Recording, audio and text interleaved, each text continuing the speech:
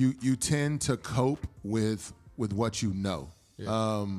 So there's a book I read that I tell everybody to read. Not a religious book at all, but I tell everybody to read this book. It's called, the book is called, man, I just lost it for a moment, but I'm going to get it back. Anyway, the book is called What Happened to You. Yeah. Have you ever heard this book? Have you ever heard this book? Yeah, I know, right? It's quick. But I'm going to get it back. I'm going to get it back. But the book is called What Happened to You. It's written by a neuropsychologist named Dr. Bruce Perry, and he wrote the book in partnership with Oprah.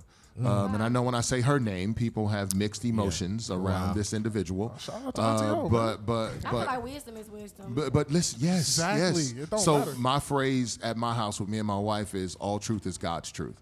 Like if it's true, then it came from a place of truth. But Oprah's story, I read this book, and the book is about her story and stories like hers. And the audiobook is what I listen to. So after every chapter, you hear Q&A, I mean not Q&A, you hear dialogue between Oprah and this doctor.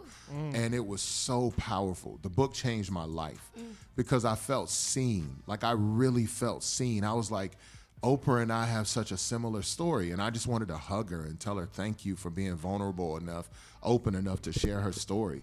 So through all of that, like, I mentioned the book because the book teaches about this idea of the different parts of your brain. You have a part of your brain called the reptilian part of your brain. That is the part of your brain you revert to when you go through moments of stress and anxiety. So if you're in a moment where you're stressed, you go back to old therapy ways, and it's like, well, I need a face to punch because this is what I know. Yeah. And this feels comfortable to me. This feels familiar to me. Yeah, my friend calls it the default setting. It is a default setting. Yeah. And so the reptilian part of your brain is your default setting. It is the base level. It's called reptilian because it's almost like you go to this primal base level idea of yourself.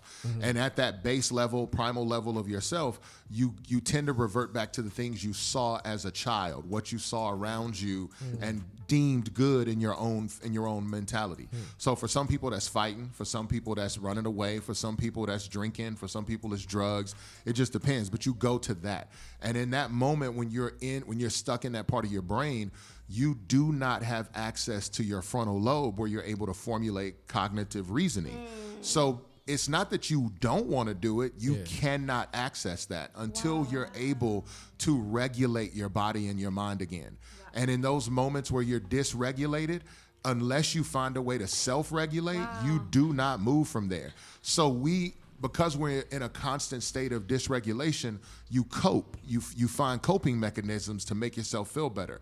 So my coping mechanisms when I lost my son ended up being all the base level primal things that I saw growing up. So I was escaping, going out, smoking hookah, I'm getting high, I'm drinking, I'm doing everything that I know it's not who I want to be, but it's really who I am at my primal level, all to try to cope and numb the pain. Because right now, like losing $10, it's like I'm gonna be mad, but I know I can get that back. Right. Yeah. Losing my son, I'm gonna be mad, but I'm not getting him back. Right. Not until glory.